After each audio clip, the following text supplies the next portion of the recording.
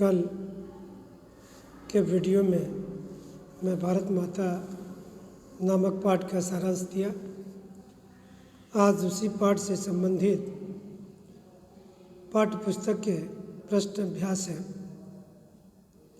पहला प्रश्न है, भारत की चर्चा नेहरू जी कब और किससे करते थे?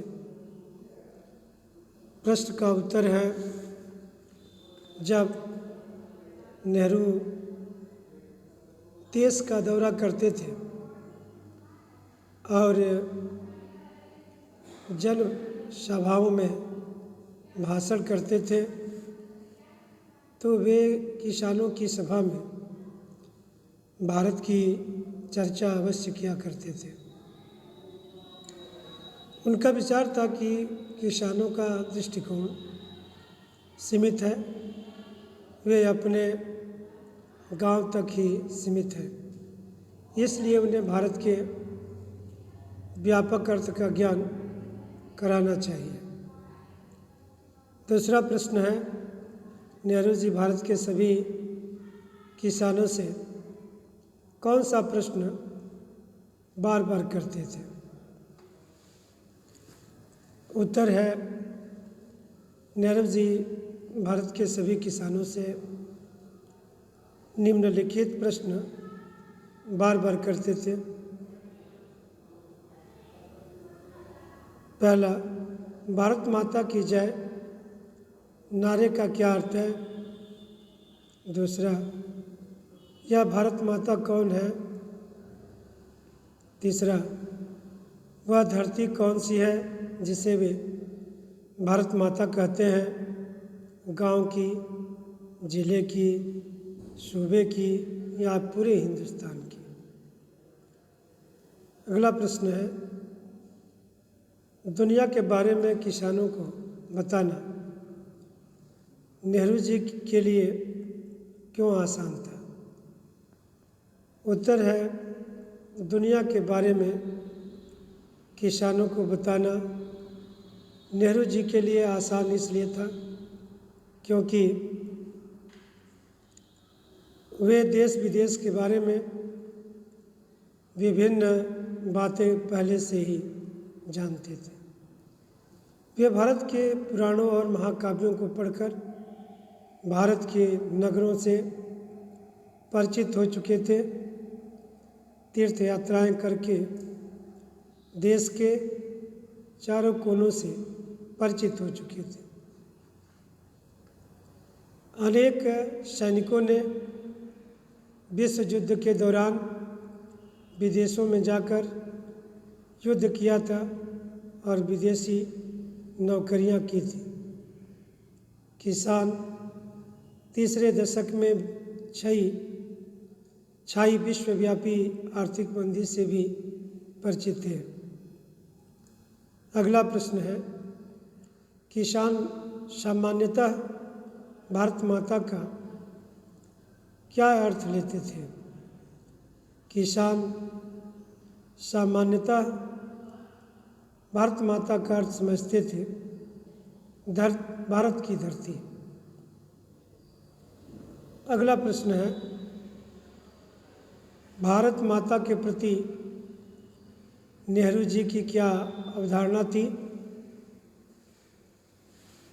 उत्तर है, नेहरू जी की भारत माता के बारे में अवधारणा यह थी, भारत की नदियाँ, पहाड़, जंगल, खेत, सारी धरती और इस पर रहने वाले करोड़ों लोग, सब इनके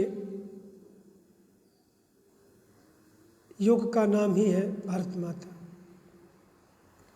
अगला प्रश्न है, आज़ादी से पूर्व किसानों को किन समस्याओं का सामना करना पड़ा था? प्रश्न का उत्तर है,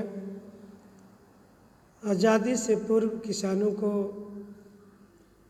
निम्नलिखित समस्याओं का सामना करना पड़ा था।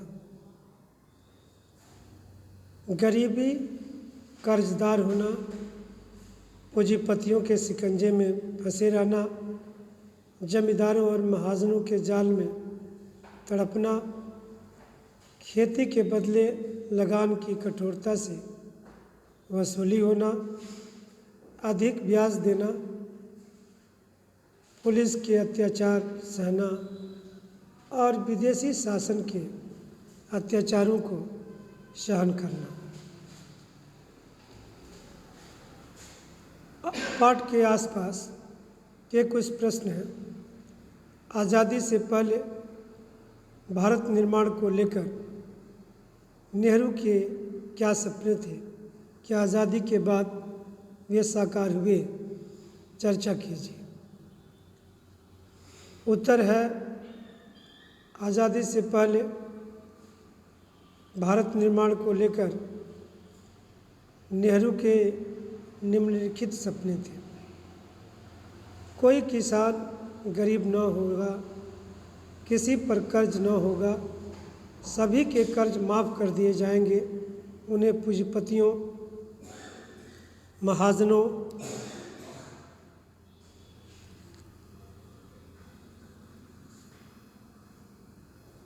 और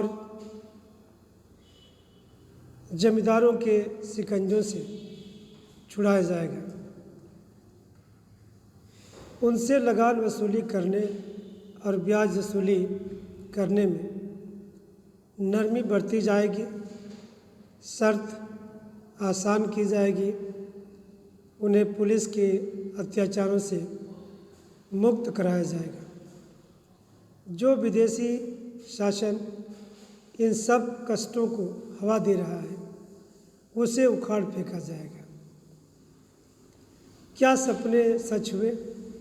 ये सब सपने अब भी सपने हैं।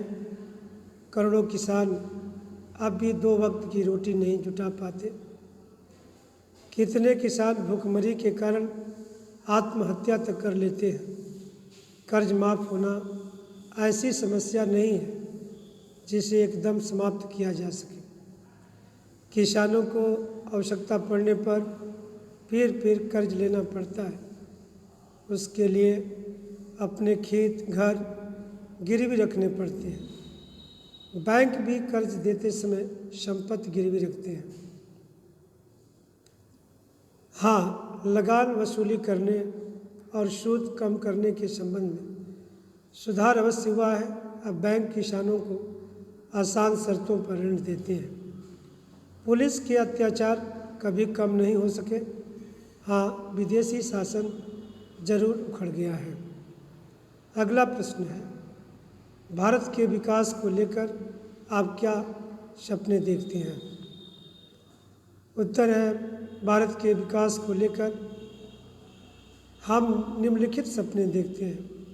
पहला, हम भारतवासी को रोटी, कपड़ा, मकान और शिक्षा सरकार की ओर से मिले।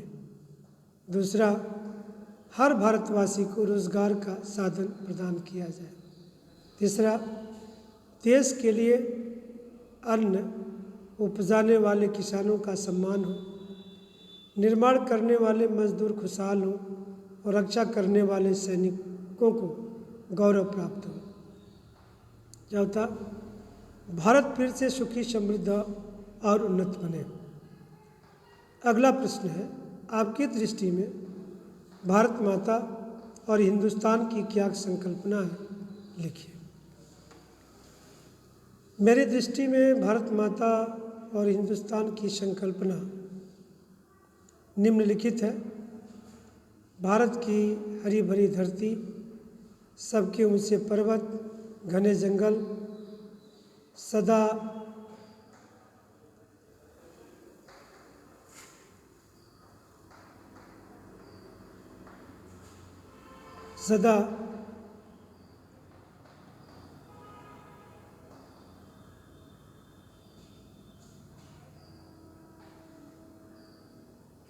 नीरा नदियाँ, लहलहाते खेत, अरबों लोग, यहाँ की संस्कृति, यहाँ की परंपराएं, यहाँ के महापुरुष, यहाँ का साहित्य, सब मिलकर भारत माता की रचना करते हैं। यही सच्चे अर्थों में हिंदुस्तान है, जहाँ अपनी धरती की स्वस्थ परंपराएं फलती फूलती हैं। अगला प्रश्न है, वर्तमान समय में